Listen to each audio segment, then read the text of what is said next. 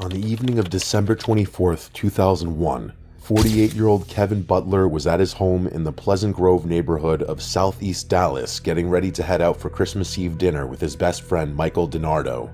What Kevin didn't know was that two men had spent most of that afternoon drinking in their front yard a block behind his house and were planning to come over that night for reasons that had nothing to do with Christmas. Butler lived alone in his house and ran a local swimming pool company out of the area. According to his sister Kathy, he took in stray cats and dogs and treated them with love. The one he was closest to was an 18-inch white-crested cockatoo Kevin had taken in 2 years earlier from a roommate who'd have to move and couldn't bring him along. Kevin named him Bird.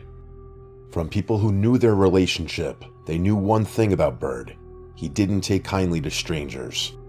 Back at the restaurant, after waiting for an hour, Michael DiNardo started to worry about his friend.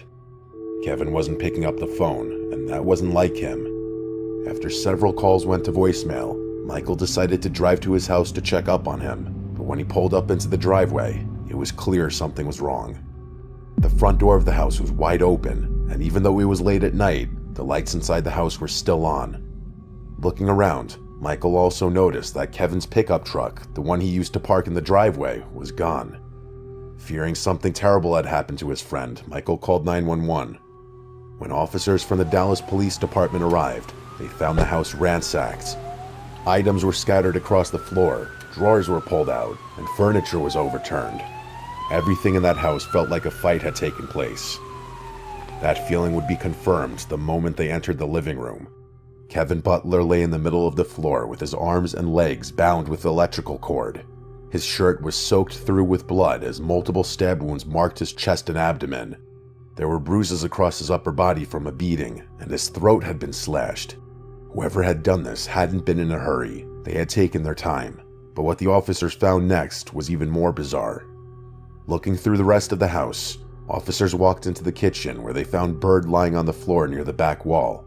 He was missing a leg, his wings were broken, and there was a small pool of blood underneath him.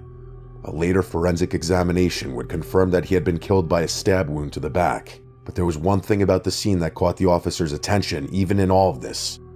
The cockatoo's beak and claws were covered in blood. Police took both bodies to the Dallas County Medical Examiner's office and examined the rest of the house. In the living room, on a light switch a few feet from where the attack had taken place, they found another smear of blood. The same kind of blood was on the handles of 2 of the 4 knives recovered from the scene, but after forensic testing, it would later come to light that none of the blood at the scene had come from Kevin or Bird. Whoever had walked into Kevin's house that night had walked out of it bleeding. By now, police had DNA from 4 separate locations inside the house, but they had no name to match it to yet. The lead investigator, Detective Brent Malden, began working through Butler's co-workers, neighbors, and anyone who had a reason to have been around that house, and it didn't take long for a name to surface. Several people Butler worked with told police about a former employee he'd recently fired and had a public falling out with.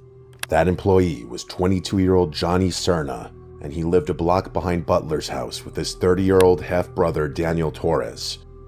Cerna had worked for Butler's pool company for some time. The exact length isn't on the public record, but it was long enough that Butler had come to trust him with company money. One day he was given a payment to cover an above-ground pool liner, but somewhere between Butler writing it out and the bank processing it, Cerna altered the check. When Butler found out, he fired Cerna on the spot, and in just a few months, what had started as a workplace dispute had turned into something else entirely. Malden brought them in for questioning a few days into the investigation. Both denied being anywhere near Butler's house that night. For now, he had nothing to hold them on. But before sending them home, Malden took their cheek swabs. If they'd bled inside Butler's house, the lab would confirm it. On paper, Cerna was the obvious lead. He was a fired employee with a fresh grudge against Butler, living less than 100 yards from the house where Butler had been killed. So all that was left now was to wait for the DNA results to put Cerna into that house. But this would prove to be more difficult. DNA testing in 2002 was still relatively new in everyday casework, and the Dallas County Crime Lab was running months behind on its caseload. When the results finally came back in July of 2002, it had been 7 months, and they weren't what Malden had expected. The blood on the light switch, the 2 knife handles, bird's beak, and the fingerprints lifted from inside the house. None of it belonged to Cerna. All of it traced back to his 30-year-old half-brother, Daniel Torres. Faced with the DNA evidence, Torres still denied being anywhere near Butler's house that night. He waived his Miranda rights and signed a written statement saying he had no idea how his blood had gotten inside, but Malden didn't believe his story. A few days later, Torres signed a second statement, this time admitting he had been inside Butler's house on Christmas Eve, but he hadn't touched him. In his version of events, he and Cerna had been drinking in their front yard when Butler drove by and flipped them off. Cerna had said he wanted Butler to pay. Sometime later, Torres noticed Cerna had left, so he walked over to Butler's house to check on his half-brother. By the time he got there, Cerna already had Butler on the floor and was stomping on him with a knife.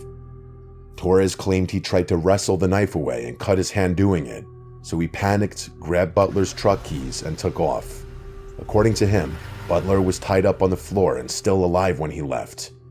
He also said that during the struggle, the bird had come at him off the porch and pecked at him, in his own words, all over my head, and that he'd grabbed a fork and stabbed at it to make it stop. It explained everything in the kitchen, the injuries the bird suffered, and the trail of feathers running across the house. Confronted with his half-brother's evidence, Cerna eventually broke as well. He told Malden that Daniel had been the one to slash Kevin's throat, while he had searched the rest of the house for valuables. Between the two of them, they walked out with around $1,200. Both were charged with capital murder. In February of 2003, Daniel Torres stood trial in the 292nd Judicial District Court of Dallas County in front of Judge Henry M. Wade Jr. The state's case rested on the DNA found from the different locations in the house. Torres was convicted of capital murder and sentenced to life in prison. Johnny Cerna was tried later that same year and given the same sentence. In his closing argument at Daniel Torres' trial, prosecutor George West had told the jury that Kevin's family had already known. Quote, "This bird spoke. He spoke to us. We know this bird will attack anybody who's attacking his owner. And who did he attack? Daniel Torres." Bird had given his life defending his owner and friend that night. Before he died, he'd left a mark that would eventually put his killer in handcuffs.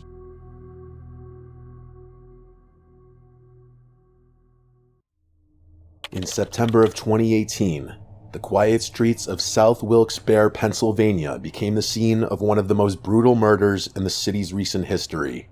But the first sign that something was wrong wasn't a 911 call or a frantic witness. It was a single panicked golden retriever running loose on Cary Avenue at 3 in the morning with nobody chasing him and nowhere left to go. Shortly after, residents in the area began calling in reports of a stray golden retriever wandering the streets. Police Sergeant Joseph Ziegler was dispatched to the location and found the animal unharmed at the nearby Turkey Hill mini-mart that he'd wandered into. The officer was in luck. The dog was wearing a collar, which helped identify its name, Joe. The collar also carried his owner's phone number and address. Figuring this would be a simple find and return case, Officer Ziegler called the owner, but nobody picked up. The same silence would follow after the second and third call. When none of his calls got through, the officer had no choice but to drive the dog to his 14 Donald Court address, roughly half a mile from the store.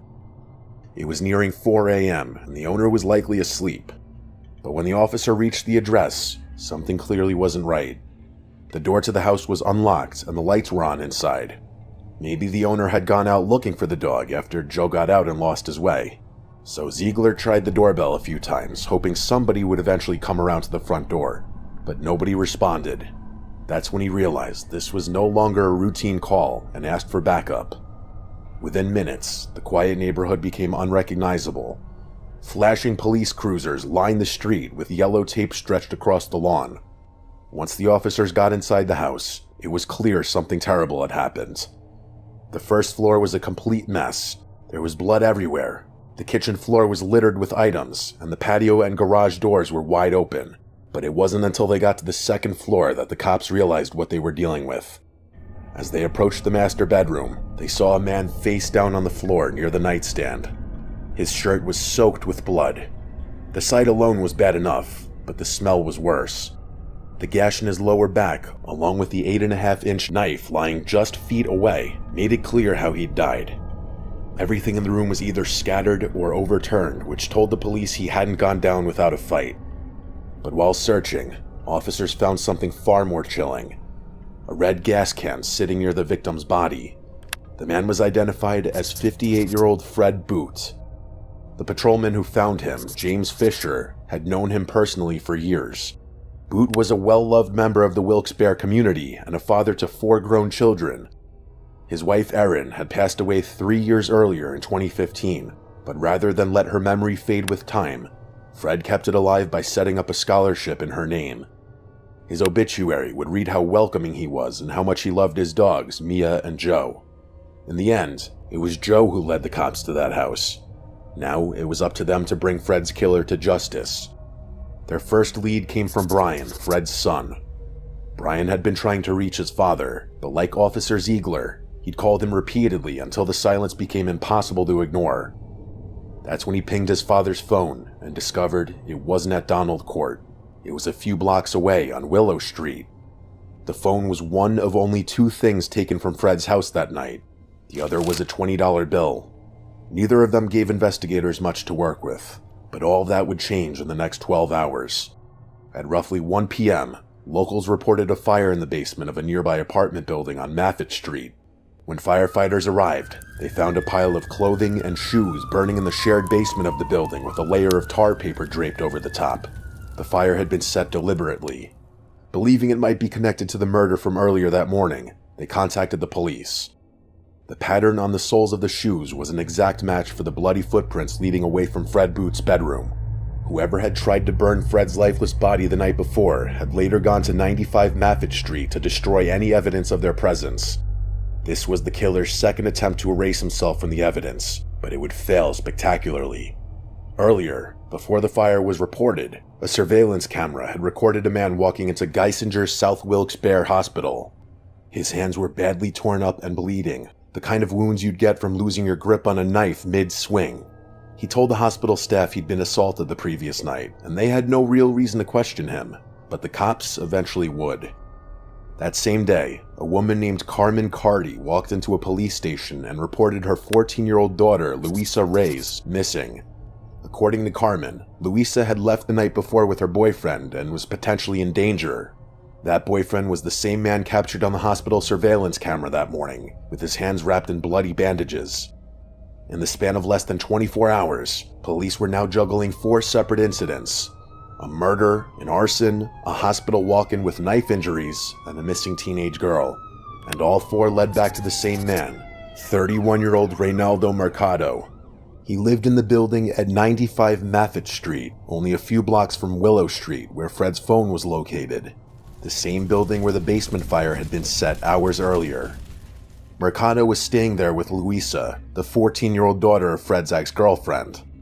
She had once lived at Fred's house herself with her mother Carmen until Fred ended the relationship that summer. But by the time police had pieced this together, Mercado was already across state lines planning to flee the country to the Dominican Republic. He would have been successful if it wasn't for one mistake Mercado had told his uncle. He and Reyes had shown up at his uncle's house in West New York the night before. The plan was simple: get into New York City in the morning, get a passport, and fly out. Jose didn't believe him at first, so Mercado pulled up the local news reports from Wilkes-Barre and showed his uncle the headlines about Fred Boot. Jose Mercado had just listened to his nephew confess to killing a man in Pennsylvania, and like any responsible citizen, he told the police everything. Mercado was arrested in West New York the next day and was extradited back to Wilkes-Barre that same week. 2 years later, a Luzerne County jury convicted him on every count: first-degree murder, arson, robbery, and abuse of a corpse. He was sentenced to life in prison. Louisa Reyes was tried as an adult despite being 14. She took a plea deal and was given 40 years. After the verdict, the Boot family released a short, heartfelt statement Fred would have been proud of. As for Joe, the dog who set the entire investigation into motion, he went home with Brian, Fred's son. The scholarship Fred had set up in Erin's name now also carries his: the Fred and Erin Boot Scholarship for the Arts. On the morning of December 30th, 2018, A police officer from the Virreyes Oeste police station stood guard outside a crime scene in the Presidente Perón neighborhood of San Fernando, Argentina. What he didn't know was that someone else was still in the victim's house. While waiting for the forensics team, he heard a woman scream from inside, which was strange because the only person in there was already dead. When he went to check, nothing had changed. The body was right where he'd left it. Then the scream came again, and this time he traced it to a green parrot in a cage by the wall, shrieking the same words at full volume. "Oh, please let me go. Oh no." And at first, no one took it seriously. It was too strange to be a clue, and too senseless to mean anything. The reason the officer was there in the first place was around 6 a.m., a man named Miguel Santorino Roland called 911. Roland, who went by Mambo, told officers he'd come home from his overnight shift at the Virreyes Rugby Club, about 100 meters away, and found a woman dead in her room. When officers arrived at the house, they found the wooden loft in complete disarray. There were mattresses on the floor, items scattered around the room, and in the middle of it was the body of a woman lying face up, without clothes, and with bruises across her face and body, suggesting brutal physical violence. As officers walked through the scene, Roland wrapped both hands around his own throat and suggested that she had probably been strangled. This was strange considering the forensic team hadn't arrived yet, and nobody in that house should have known how she died. The woman was 46-year-old Elizabeth Alejandra Toledo. Known to the people around her as Ellie, she had a moderate intellectual disability and rented the wooden loft at the top of House 27, at the corner of Boedo and Garidi streets in the Presidente Perón neighborhood. The parrot in the cage was hers. Ellie had raised it in her care and called it Patchouli. Over time, the two of them had grown close enough that the bird had learned the sounds and phrases of her daily life. Apart from her pet, she shared the house with 3 men. Roland was described as her partner. The second man was 64-year-old George Alvarez, known as Tio George. The third had been kicked out by the landlord 2 weeks earlier, specifically because the landlord had caught him physically abusing Ellie. According to people in her life, the abuse had been going on for some time. None of it had ever been reported. Within days, prosecutor Bibiana Santella from the Gender Violence Unit of San Fernando had all 3 men brought in for questioning. The third was cleared almost immediately when the landlord confirmed he'd been expelled from the property roughly 15 days before the murder, which gave him a verified alibi. That left Roland and Alvarez, who were arrested in January 2019 and held in pre-trial detention, neither of whom agreed to testify. In the meantime, the autopsy was performed by Dr. Federico Corasaniti, and it confirms that Ellie had been sexually assaulted during the attack, hit multiple times, and then manually strangled, which eventually took her life. All of these injuries had been inflicted while she was still alive. As a result, after nearly 3 years of pretrial detention, Roland walked out a free man. But during the trial, the prosecution also brought forward evidence that went beyond the question of who killed Ellie, and spoke to what her life had been like before the night she died. One of those details came from the police officer who had been stationed at the loft on December 30th. He told the court about the scream he heard coming from inside the room, and the words he eventually traced back to Patchouli's cage. "Oh, please let me go. Oh no." These words were formally entered into the case file as evidence, and they were not the only words Patchouli had learned. A neighbor who ran a small shop down the street and used to sell Ellie birdseed for the parrot also appeared in the case file and said she had once heard the parrot repeat a different phrase, "Why did you hit me?" And she remembered exactly when she heard it. It was right around the time the third man had been kicked out of the house for hitting Ellie. Once you give this detail enough attention, it changes how you see everything else in this case, because for a parrot to commit a particular sentence to memory, it usually needs to hear that phrase repeated many times for the sound to register. "Please let me go," or "Why did you hit me?" isn't something a parrot learns from a single night. So for Patchouli to say those words, Elizabeth would have had to say them over and over across multiple weeks in the same desperate tone every time. This means what the officer heard that morning wasn't a recording of her final moments. It was a recording of her everyday life. A parrot can repeat up to 150 words depending on the species. But specifically, you have to repeat many times for a parrot to say something like that, "No, please let me go." It's quite complex what the parrot learned. Imagine what this woman must have suffered before these 2 men ended up murdering her. As for Alvarez, the evidence against him was much more direct. During the autopsy, the organic remains collected from the victim's body matched his genetic profile. On top of that, an eyewitness also placed him entering and leaving the house around the time of the attack. To make it even more disturbing, roughly 10 days after the murder, an acquaintance walked into the prosecutor's office and reported that Alvarez had confessed to him that he had gone to the house, had sexual intercourse with Elizabeth, and only afterward realized she had already passed. But the forensic evidence proved otherwise and confirmed that the injuries were consistent with sexual assault inflicted while Ellie was still alive. The court convicted him of aggravated sexual assault and femicide and sentenced him to life in prison. As for Petrulli, he was taken in by one of Ellie's sisters after the trial. It's not been reported whether it ever repeated those words again, but for however long it lived, it carried the only recording that existed of what Ellie's life sounded like inside that loft.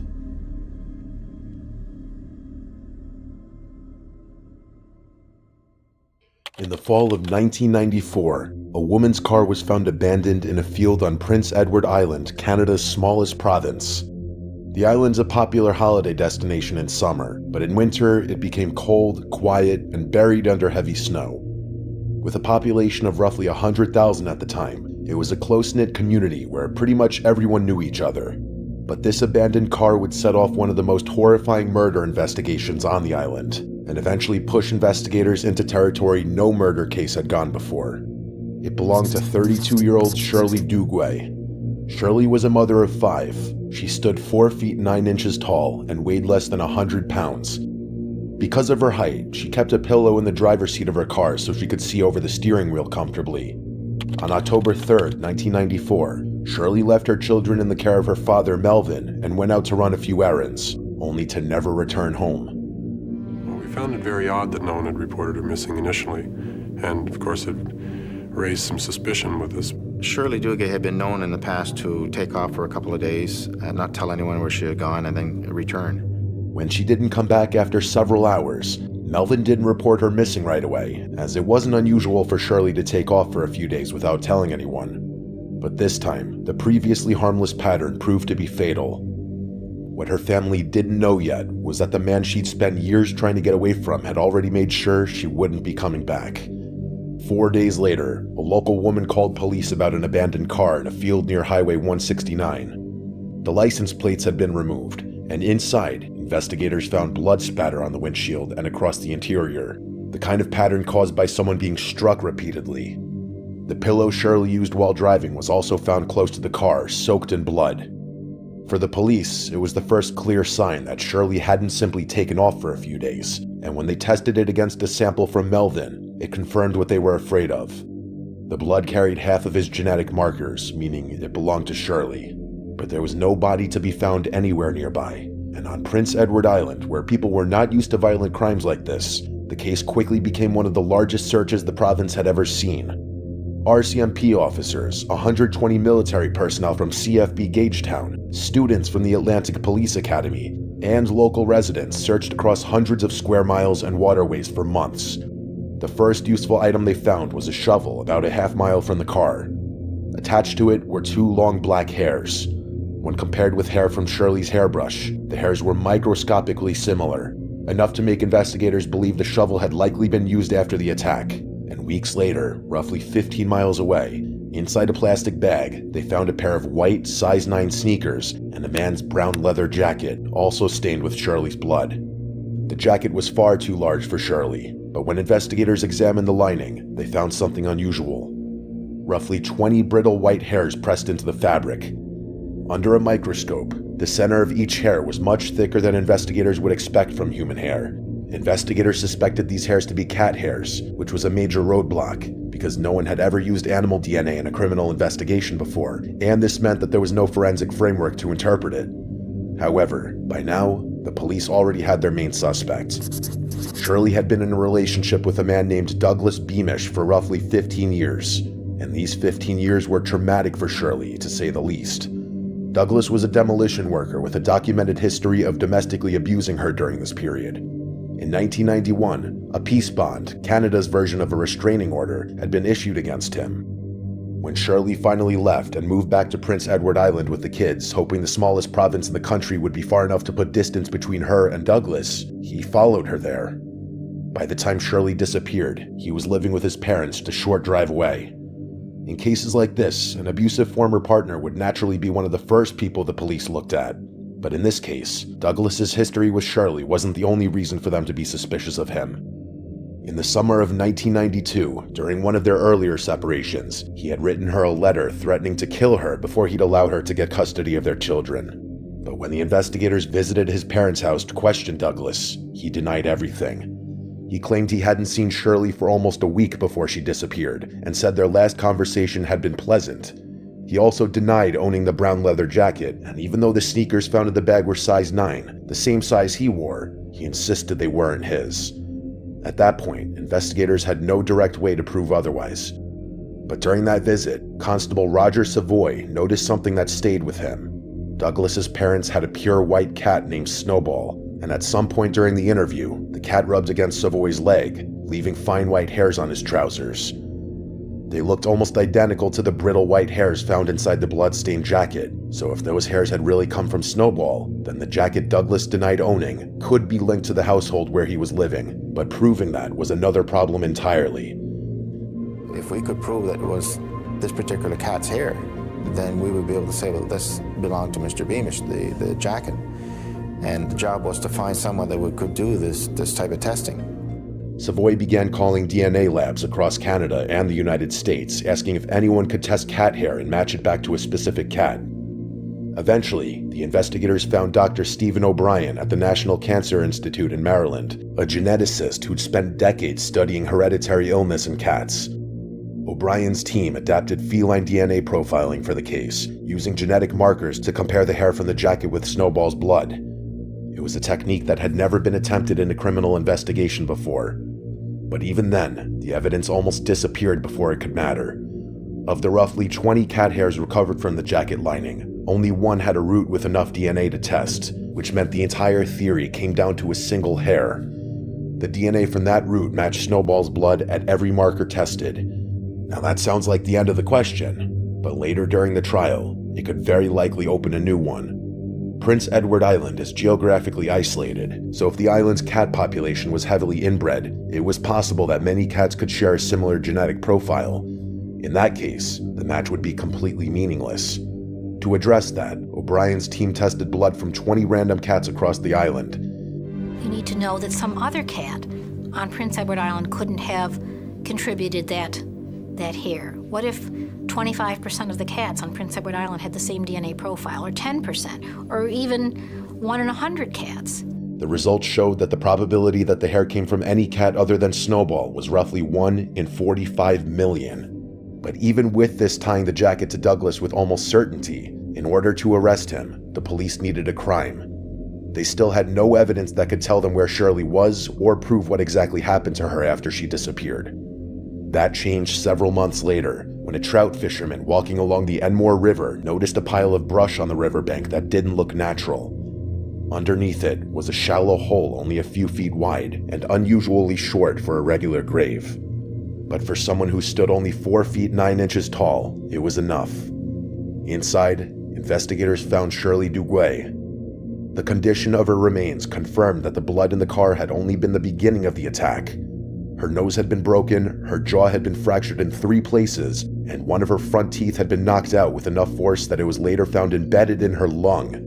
Her hands had also been tied behind her back, and from the injuries, the medical examiner determined that Shirley had died from blunt force trauma and strangulation. With that, the missing person case became a murder case. Douglas Beamish was arrested and charged with murder. At trial, the cat's DNA was presented alongside the human blood evidence. On September 19, 1996, he was convicted of second-degree murder and sentenced to life in prison, with the possibility of parole in 18 years. It became the first murder conviction in the world based on animal DNA.